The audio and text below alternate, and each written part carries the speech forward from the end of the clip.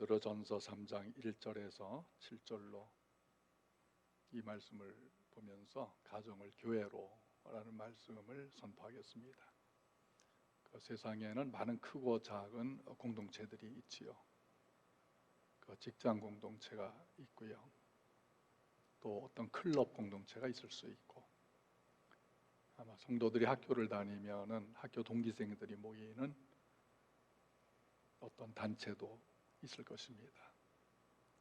근데 수많은 공동체가 있지만 이 가정 공동체만큼 소중한 곳이 있을까?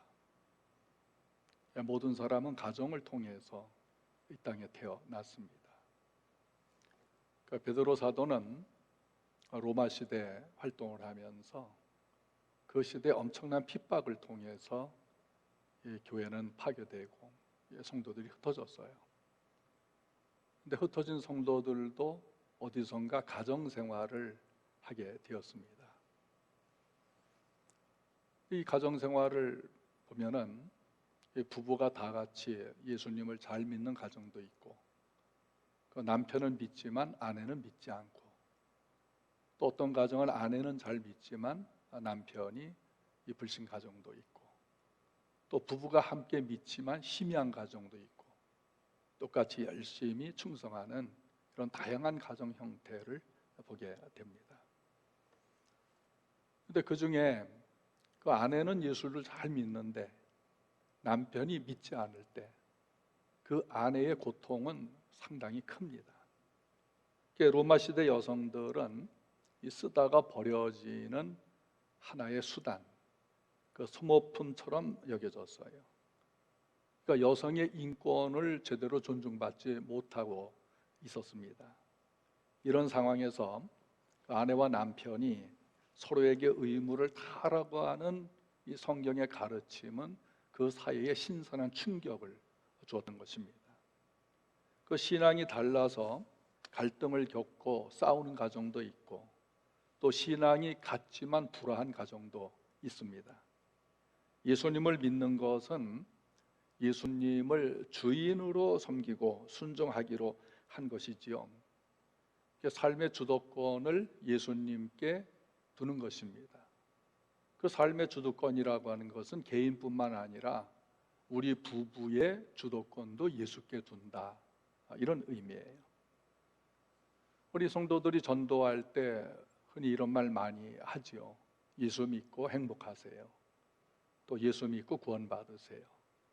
예수 믿고 평안하세요. 예수 믿고 복 받으세요. 이런 말을 종종 합니다. 믿는 자의 주인이신 예수님은 사랑이고요, 평화셔요. 그러니까 예수 믿는 것은 사랑이 우리 마음속에 들어와 있다. 예수님의 평화가 내 마음속에 있다. 그러니까 사랑의 사람, 평화의 사람이 되었다는 것입니다. 근데 예수 믿으면은 저절로 행복해지던가요? 예수 믿으니까 저절로 사랑하게 되던가요? 예수 믿으니까 저절로 평안해지고 행복이 찾아오던가요? 그리스도인이 되었다고 해서요, 노력이 없이 이 평안과 행복, 사랑 저절로 찾아오지 않습니다. 이 교회는 열심히 다니지만 이 부부가 동상이몽인 경우가 다반사 아닙니까? 예수는 열심히 믿는 것 같는데 부부가 깨어지기도 해요. 또 불행한 가정생활을 하고 있는 이들 우리 주위에 얼마든지 볼 수 있습니다. 베드로도 결혼을 한 사람이에요. 때로는 아내를 데리고 전도를 다니기도 했습니다. 그래서 베드로는 누구보다도 부부 생활에 관해서, 이 가정에 관해서 잘 알고 있었습니다. 그런 사람이었기 때문에 부부 문제를 잘 알고 있었어요. 그래서 본문은 행복한 가정 생활을 위해서 먼저 아내에게 권면을 합니다. 1절에 아내들아 이와 같이 자기 남편에게 복종하라. 이는 혹 말씀을 순종하지 않는 자라도 말로 말미암지 않고 구원을 받게 하려 함이니. 이와 같이라고 하는 이 말은 2장 18절에서 이 종들이 까다로운 주인이라도 순종을 해야 하듯이 믿음 없는 남편에게 믿는 아내는 순종을 잘 하라 권면입니다. 그 남편 중에는 유별나게 완고하고 까다롭고 아내의 일거수일투족을 감시하면서 잔소리를 많이 하는 이런 남편도 있지 않겠습니까? 남편이 까다로워도 아내는 순종하라는 거예요. 완고해도 순종하라는 겁니다. 아니, 이런 남편에게 왜 순종을 하라고 할까? 목적이 있어요. 예수님을 위해서 하라는 것입니다. 종들이 까다로운 주인에게도 순종할 이유가 예수님을 위해서라고 했듯이 아내가 남편에게 순종할 이유도 예수님을 위해서인 것입니다. 이것은 아내가 남편에게 종속된 신분상의 열등한 종의 개념이 아니고요, 창조주 하나님이 설정한 한 몸을 이루고 돕는 배필로서의 질서를 지키라고 하는 것입니다. 그 순종의 모범은 예수님이셔요. 예수님은 억울해도, 불의한 재판을 받아도, 조롱을 당했어도, 채찍에 맞는 그 이상으로 폭력을 당했지만 하나님 앞에서 원망하거나 불평하지 않고 아버지의 말씀을 그대로 복종을 했습니다. 잠잠히 순종을 하셨어요. 이와 같이 아내들도 남편에게 순종을 해야 하는 것입니다. 그런데 1절 말씀은 아내들에게 하는 말씀인데 아내들은 싫어해요. 남편들이 좋아하는 말씀이에요. 언젠가 그 남편과 아내에게 관한 말씀을 전했는데 어떤 성도 부부가 집에 가서 대판 부부싸움을 했대요. 왜 싸웠느냐? 아내가 집에 들어서자마자 남편에게 오늘 목사님 설교는 당신 들으라고 한 얘기야, 이렇게 탁 쏴붙이니까 남편이 아니야, 당신 들으라고 한 얘기야. 서로 당신 들으라고 한 설교라고 하다가 감정이 솟구치고 싸웠다고 하는 것입니다. 하나님의 모든 말씀은 나 들으라고 하신 말씀인 줄로 믿습니다. 남에게 적용하지 마시고 자신에게 적용을 해야 합니다.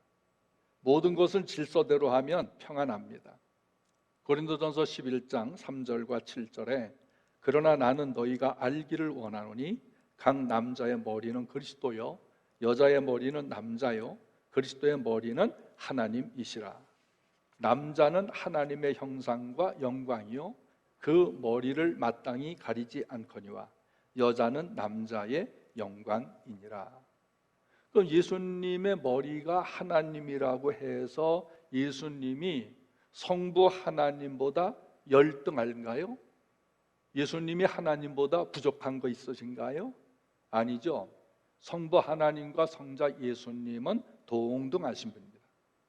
빌립보서 2장 6절에 예수는 하나님의 본체시나 하나님과 동등됨을 취할 것으로 여기지 아니하시고 오히려 자기를 비워 종의 형체를 가지사 사람들과 같이 되셨고 자기를 낮추시고 죽기까지 복종하셨으니 곧 십자가에 죽으심이라.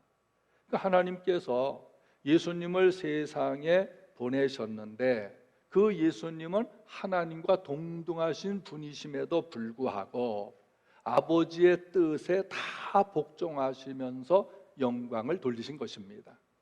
이 복종하다라고 하는 말, 순종하다는 말보다 더 강력한 복종이에요. 경청하다, 항복하다, 굴복하다라고 하는 뜻이 있습니다.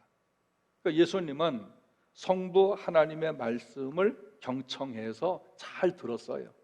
거기에 굴복을 하십니다. 순종을 하셨습니다. 그러니까 서로 동등하지만 질서를 위해서 순종하신 것입니다. 여러분, 가정의 불행이 어디서부터 시작이 됩니까? 대체적으로 도대체 남편이 내 말을 듣지 않아요. 고집이 황소고집이에요. 또 남편은 남편대로 내 아내는 너무 고집이 세요. 여기서부터 다툼이 시작되지 않습니까? 이런 부부들도요, 교회 오면은요, 체면 때문에 아주 행복한 듯이 가면을 쓰고 보여주기식 부부 생활을 할 수가 있습니다. 그러니까 다른 사람들 보기에는 야, 믿으려면 저 부부처럼 믿어야 돼. 저 부부 얼마나 행복해. 저 집은 아무 문제가 없는 것 같아. 이런 생각을 하는데 막상 당사자에게 개인적으로 물어보면 다른 말 하지 않고 한번 살아봐. 이렇게 얘기를 하는 것입니다. 그러니까 밖에서는 보여주기식 부부예요. 집에 오면은 존중함이 없어요. 행복이 와스르르 무너진 가정처럼 싸늘하게 살아야 되는 거죠. 그러니까 우리가 체면을 지키기 위한 부부 생활을 할 것인가, 안에서나 밖에서나 동일하게 서로 존중하고 화목하고 사랑하고 행복한 부부가 되어야 될 것인가. 그 아내가 남편에게 순종해야 될 이유가 무엇인지 잘 듣고, 또 남편이 믿든지 안 믿든지 아내들은 이 말씀을 잘 실천해야 하는 것입니다. 자, 1절을 다시 읽어봅시다. 아내들아, 이와 같이 자기 남편에게 순종하라. 이는 혹 말씀을 순종하지 않는 자라도 말모맘지 않고 그 아내 행실로 말미암아 구원을 받게 하려 함이니. 아내들아, 이와 같이 자기 남편에게 순종하라. 자, 이 말씀은 누가 누구에게 한 말인가요? 하나님께서 아내된 자들에게 하신 말씀이지요. 그러니까 성경은 성령의 감동으로 쓰여진 하나님의 말씀입니다. 그러니까 하나님께서 베드로 사도를 감동시키셔서 남편 때문에 너 속상하지? 그렇게 속상하지 말고, 너 남편 때문에 상처 많이 받고 있지? 내가 그거 알아. 그런데 그거 말고 고난당하는 거 내가 다 알아. 그런 아내들에게 명령을 하고 있습니다. 그러니까 남편과 아내는 주인과 종의 관계도 아니고 서로 떨어져 있는 존재도 아닌 것입니다.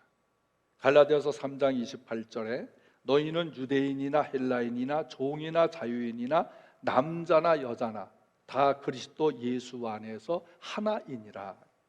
에베소서 5장 22절 아내들이여 자기 남편에게 복종하기를 주께 하듯 하라.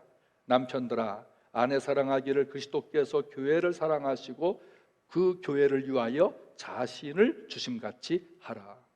그러니까 성경 어느 곳에도 남자가 여자보다 우월하다고 하지 않습니다. 아내와 남편은 한 몸이고 인격적으로 동등합니다. 가정의 행복을 위해서 질서면에서 남편의 지도에 따르라고 하는 것입니다. 그러니까 베드로가 사역할 당시에 많은 여자들은 믿지 않는 남편들과 결혼을 했어요. 어떤 여자들은 흩어져 살다 보니까 하나님을 전혀 모르는 우상 숭배하는 남편과도 함께 살 수밖에 없었습니다. 그러니까 이방인들과의 결혼이 상당히 있었던 것입니다. 그러니까 이런 여파가 바울 서신에 보면은 아내는 유대인인데 남편은 헬라인이에요. 로마인이에요. 그러니까 이때 당시 국제 결혼이 많이 이루어졌다는 것이지요. 그런데 예수 믿는 아내가 믿지 않는 남편과 살 때에 부딪히는 일들이 얼마나 많습니까? 벌써 가치관이 달라요. 신앙이 다르다고 하는 것은 인생관이 다르다는 겁니다. 비전도 달라요. 생각 자체가 다른 것입니다. 이런 많은 부딪히는 일들이 있지요. 그럼에도 아내가 남편에게 순종할 이유는 가정의 평안과 행복과 남편을 전도하기 위해서인 것입니다. 그래서 1절에 혹 말씀을 순종하지 않는 자라도, 말씀을 순종하지 않는 불신자인 남편이라도 말로 말미암지 않고 그 아내의 행실로 말미암아 구원을 받게 하려 함이니. 예수 믿는 아내의 평생 소원이 무엇이겠어요? 남편 구원받는 겁니다. 지금도 우리 성도들 가운데는 평생 남편의 구원을 위해 기도하고 애쓰고 잘해주는데도 이 남편이 변하질 않아. 뭐 속마음은 어떤지 모르겠지만은 결국은 죽기 전에는 믿겠지만은 좀 일찍 믿어서 부부가 같이 주님을 사랑하고 이웃에 봉사하고 교회 일꾼 되고 이러면 얼마나 좋겠습니까? 그런데 그게 안 된다는 말이지요. 우리 전도 해보신 분들은 알겠지만은 가족 전도가 제일 어렵습니다. 그러니까 가까운 사이일수록 전도하기가 힘들어요. 마가복음 13장 57절에도 예수님께서 고향에 가서 엄청난 기적과 표적을 행했는데, 그리고 말씀을 전했는데도 고향 사람들이 예수님을 배척했단 말이에요. 그때 예수께서 이런 말씀하셨어요. 선자가 고향에서는 환영을 받지 못한다. 그러면서 먼지를 떨어버리고 고향을 떠나셨던 것입니다. 그러니까 가까운 사람일수록 말만 해서는 안 되는 거예요. 그래서 1절에 말로 말미암지 않고, 이 말은 여기 잔소리 같은 말, 그저 교회 가자 이 한마디에 말이 들리겠습니까? 여보 오늘 주일이야 빨리 일어나서 같이 교회 가, 이런 말 한다고 해서 듣겠습니까?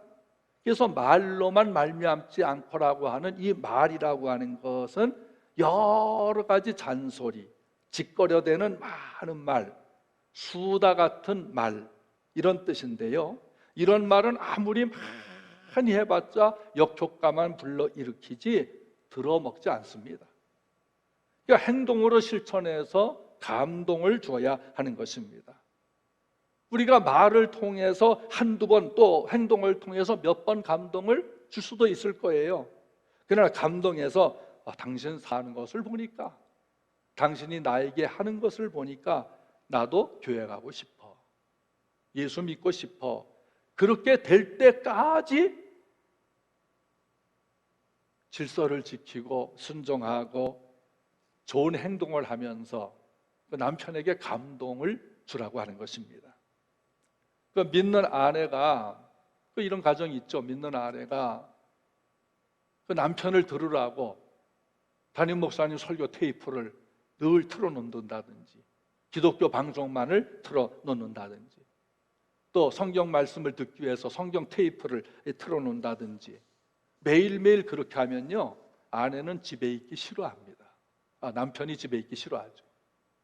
그 집을 뛰쳐나가서 친구들하고 마시고 노래방 가서 가요 부르는 게 훨씬 더 즐겁게 여겨지지 아니하겠습니까?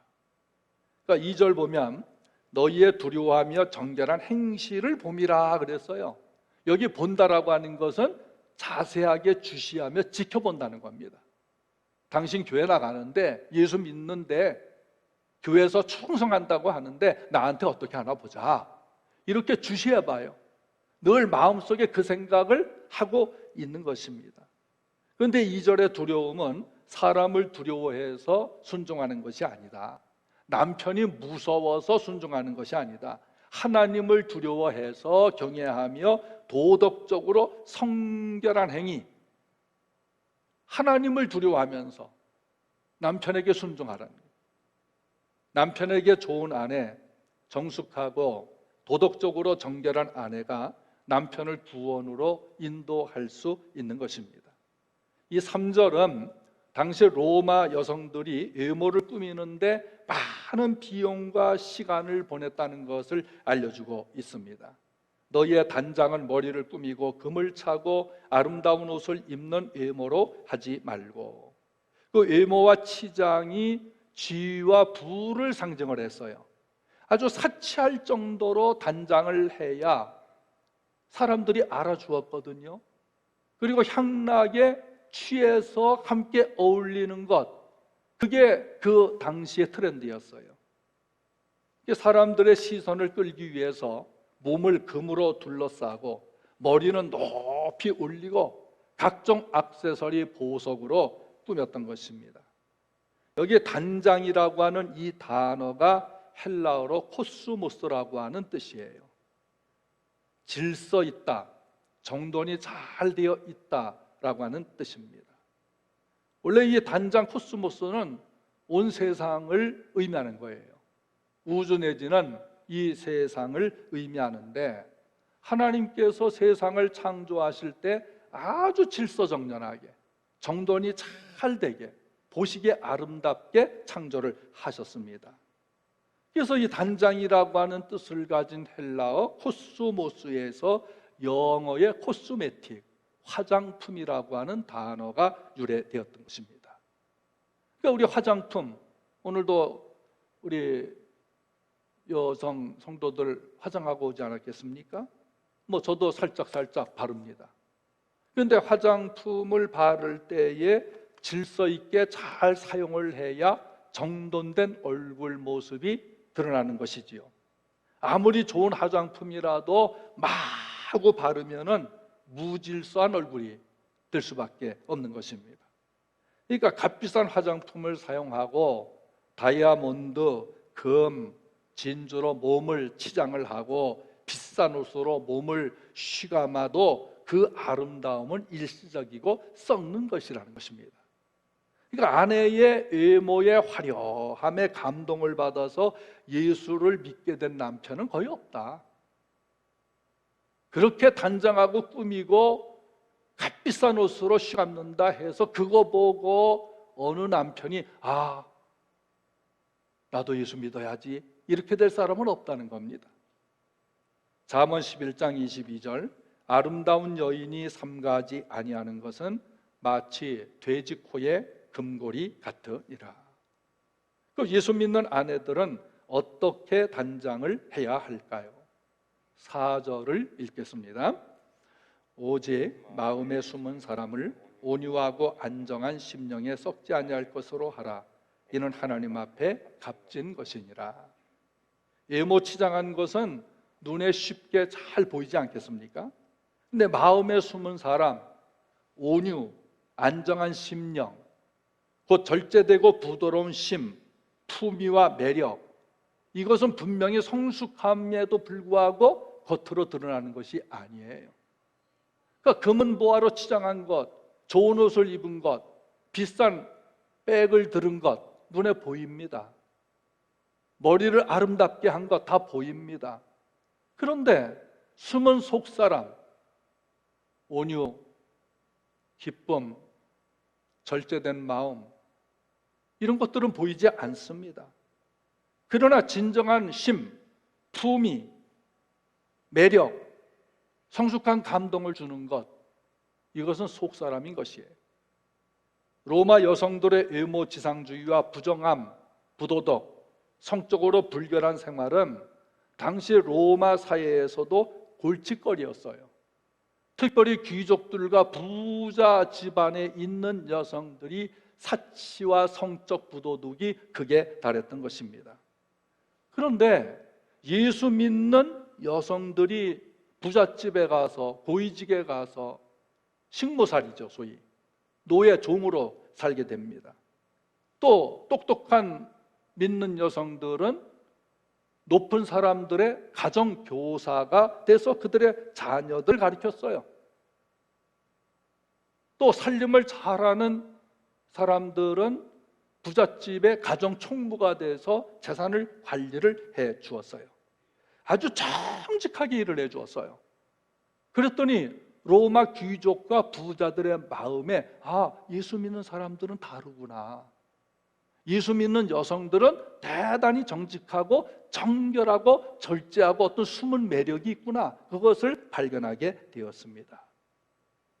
따라서 귀족들 중에는 그리스도인 여성들을 며느리로 맞이한 이도 있고요, 가정의 중요한 직책을 맡긴 이들도 있었습니다. 그들의 삶에 감동을 받아서 예수님을 믿게 된 귀족들이 점점 생겨나기를 시작하고, 부자들도 그렇고 예수 믿는 귀족과 부자들이 점점 불어났습니다. 이들은 나중에 로마가 기독교를 받아들이는데 엄청난 영향을 준 거예요. 그 밑바닥에는 믿는 여성들이 이런 로마의 귀족과 부자들 집에 들어가서 그 매력, 믿는 이의 매력, 온유함, 절제됨, 순수한 정직함, 정결함, 이런 것들을 보여주었기 때문인 것입니다. 잠언 31장 30절 고운 것도 거짓되고 아름다운 것도 헛되나 오직 여호와를 경외하는 여자는 칭찬을 받을 것이라. 우리 성도들이 이런 칭찬 받기를 바랍니다. 아브라함의 아내 사라를 본받으라 했어요. 5절 6절에 전에 소망을 두었던 거룩한 부녀들도 이와 같이 자기 남편에게 순종함으로 자기를 단장하였나니 사라가 아브라함을 주라 칭하여 순종한 것 같이 너희도 선을 행하고 아무 두려운 일에도 놀라지 아니하면 그의 딸이 된 것이니라. 그러니까 하나님께 소망을 두었던 거룩한 부녀들은 구약 시대의 아내들을 말합니다. 구약의 제사장, 사사, 선지자 아내들은 남편과 오순도순 알콩달콩 생활을 나누지를 못했습니다. 남편들이 순회하면서 전도하여 오늘 떠났지만 언제 들어올지 모르는 이런 상황 속에서 기러기 남편으로, 기러기 아내로 서로 원하지 않는 별거 생활이 상당히 지속되었던 것입니다. 그러니까 남편들은 하나님의 명령을 수행하는데 전심을 했기 때문에 아내들은 오직 하나님께 소망을 두고 남편에게 순종하며 내적으로 단장을 했던 것입니다. 그 중에 아브라함의 아내 사례를 대표로 소개를 하고 있어요. 어느 날 아브라함이 아내 사라에게 충격적인 말을 합니다. 여보, 하나님이 내게 나타나서 말씀을 하시는데 빨리 짐 정리해서 고향 친척 집을 떠나래. 우리 보고 이사하래. 그런데 어디로 가야 할지 알려주지도 않고 무조건 떠나래. 여러분, 남편이 이렇게 말을 할 때에 어떻게 대답을 하시겠습니까? 이게 미쳤나? 낮술에 취했나? 나이도 얼마 안 됐는데 망령 들었나? 헛소리 집어치우고 가려면 당신이나 가. 난 못 가. 이렇게 할 수 있지 않겠어요? 그런데 사라는요, 그냥 잠잠하게 하나님이 가라 하시면 가야지요. 또 당신 뜻이 그렇다면 가야지요 하면서 순종을 했어요. 하나님께 소망을 두고 믿음으로 살았기에 남편과 동일한 순종에 함께했던 것입니다. 사라는 남편 아브라함을 주라고 불렀어요. 주인이기에 복종한다 뜻입니다. 우리도 아내를 안주인이라고 그러고 남편을 바깥주인이라고 할 때가 있지 않았습니까?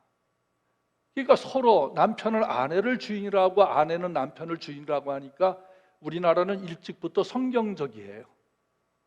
근데 요즘은 그게 없어졌지요. 사라는 열국의 어미라는 뜻입니다. 열국의 어미가 뭐예요? 여왕이란 말이에요. 모든 나라의 여왕이다.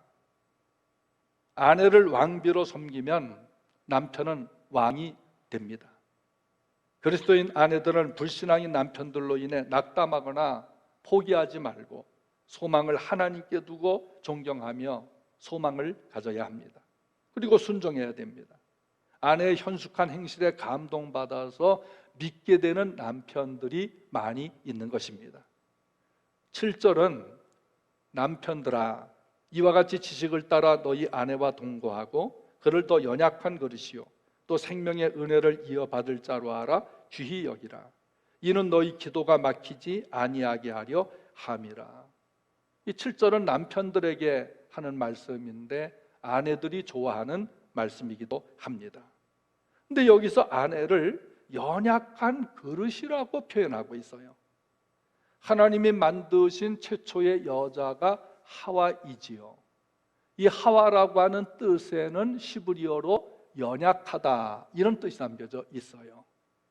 그러니까 연약한 그릇과 같다는 말은 뭐죠? 깨지기 쉽다는 겁니다. 쉽게 흠집이 날 수 있다는 것이지요. 여성이라고 하는 그 자체가 연약한 것이 아니고 그 하나님께서 여성인 하와를 창조한 때부터 여성은 상처받기가 쉽다. 깨지기 쉬운 그릇과 같다라는 의미가 있는 것입니다. 그 아내에 대한 남편의 의무는 첫째로 아내에 대한 지식을 가져라 그랬어요. 남편들아 이와 같이 지식을 따르라 라는 말은 남편들아, 아내에 대해서 좀 알고 있어라. 여기 남편들에게 묻습니다. 여러분 아내 생일 알고 있습니까? 결혼 기념일 알고 계십니까? 아내의 취미가 뭔지, 어떤 음식을 좋아하는지, 또 건강 상태가 어떠한지, 성격 알고 이 관심을 가져라. 지식을 따라서 사랑을 해라. 두 번째는 너희 아내와 동거를 해라. 베드로가 이 말씀을 기록할 때는 로마 시대라 그랬어요. 아주 핍박의 시대죠. 로마 시대 성적으로 얼마나 부도덕한지 이 폼페이의 최후라고 하는 영화 있죠. 저도 폼페이 지역을 가본 적이 있는데 베스비우스 화산 폭발로 그 엄청났던 도시가 완전히 화산재에 묻혀서 파괴된, 남녀가 부둥켜 안고 그대로 화산재로 화석이 돼버린 이런 그 유물들이 그대로 전시가 되어 있어요. 그 파괴된 현장이 그대로 있어요. 사람마다 해석은 조금씩 다르겠지만 로마의 타락을 심판했다. 보통 그렇게 보는 것입니다. 그런데 여기 특별히 너희 아내와 동거하라, 왜 이 말을 강조하고 있을까? 당시 남편들 가운데 다른 여자와 동거하는 사람들이 많았다는 거예요. 결혼을 했음에도 불구하고 본처를 놔두고 이웃집 아내, 이웃집 자매를 탐했던 것입니다. 그러니까 다른 여자, 다른 아내 안 돼. 너의 아내와 동거해라. 그러니까 성적 생활을 책임지라는 것입니다. 그러니까 삶을 나누기 위해서 시간을 함께 보내라. 세 번째는 연약한 그릇으로 알고 그랬어요. 연약한 그릇으로 알고. 자, 연약하다는 것이 깨지기 쉽다, 흠집 나기 쉽다는 뜻이라고 하지 않았습니까? 이 말은 정서적, 감정적으로 칭찬을 하면서 감동을 주어라 라는 뜻이에요. 저도 결혼 생활 40년 가깝지만은 큰 거 가지고 감동 별로 안 하더라고요. 작은 것 가지고 감동을.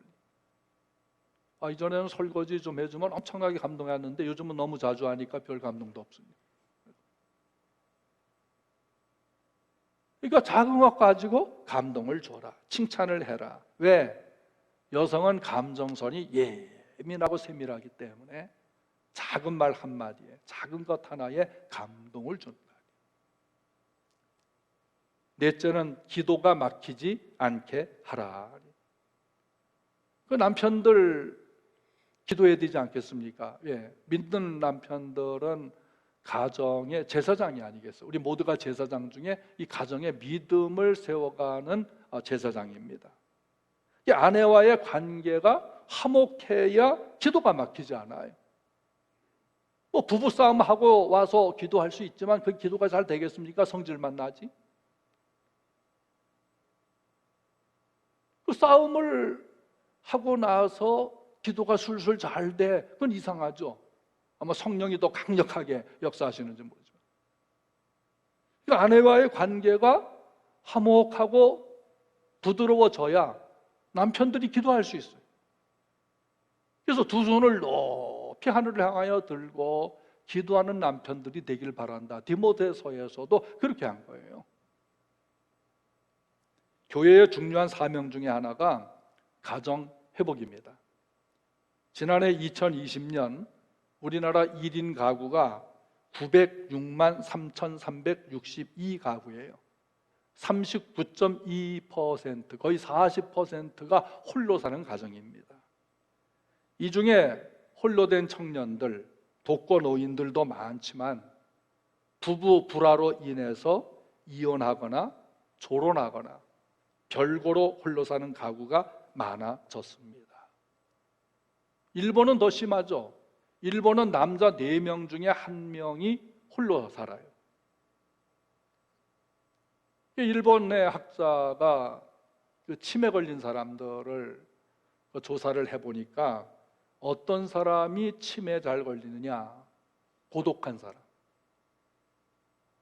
아주 고독한 사람, 이런 사람들이 치매에 잘 걸리더라는 거예요. 이 고독이라고 하는 것은 성격 문제가 아니고, 그래서 이웃과 더불어 다 문 닫아 걸고 살아요. 아예 교제를 하지 않아요. 요즘 뭐 TV 프로그램에 혼자서 산다, 산에서 혼자 사는 사람들도 보면요, 말을 많이 하더라고요. 누구와? 나무하고 말하고, 꽃하고 말하고, 시냇물하고 말하고, 개하고 말하고. 그러니까 누군가 이렇게 고독하지 않는 어떤 관계가 있어요. 이런 사람들은 치매 안 걸린다는 거예요. 그러니까 여러분, 교회 생활한다는 것은요, 치매 안 걸릴 확률이 훨씬 많아요. 왜? 성도들과 늘 얘기하니. 같이 봉사하며 다투는 한이 있더라도 여러분 같이 봉사하세요. 오늘은 싸울 망정 내일 화해하면 되잖아요. 그러니까 정신이 바르게 되는 거예요. 가정이 교회라면 우리가 함께 기도도 하고 찬양도 하고, 또 가정에서도 서로 섬길 수가 있고 배려할 수도 있고 행복한 대화도 하고 봉사 있고 또 쉼도 같이 있고, 뭐 TV도 같이 보면서 아이고 저게 가수가 무슨 노래를 저렇게 해, 또 판단할 수도 있고, 야 요즘 드라마는 왜 저래, 한마디 던지면서 관람할 수도 있고, 뭐 예수 믿는 가정이라고 해서 성경만 펴놓고 통독을 하고 찬송만 하고 기도, 그럼 얼마나 재미가 없겠어요. 세상의 문화는 특별한 청을 받은 기독교 문화가 있고 일반 은혜 받은 세속 문화가 있는 것입니다.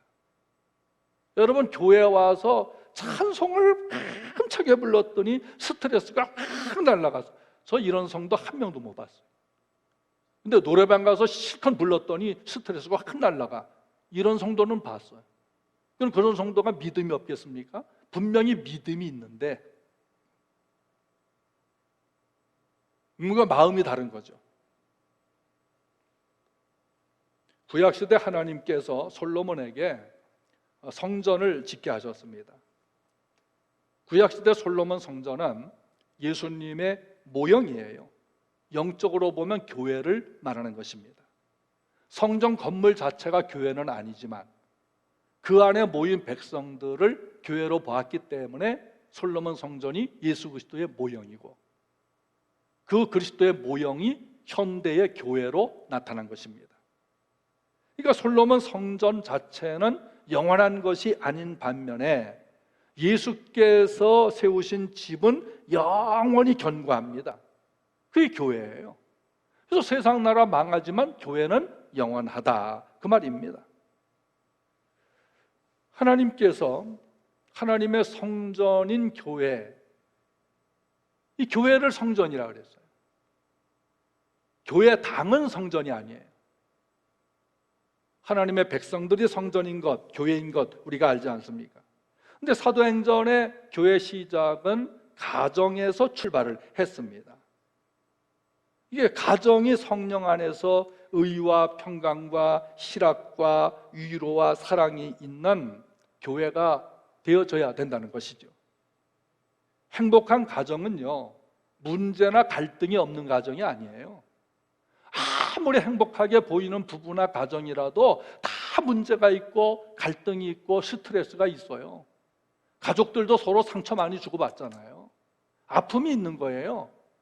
그러면 그럼에도 불구하고 왜 행복한 가정이라고 하느냐? 진짜 행복한 가정은요, 어떤 문제나 갈등이나 스트레스, 상처를 주고받아도 그런 문제를 해결할 수 있는 능력이 있는 거예요.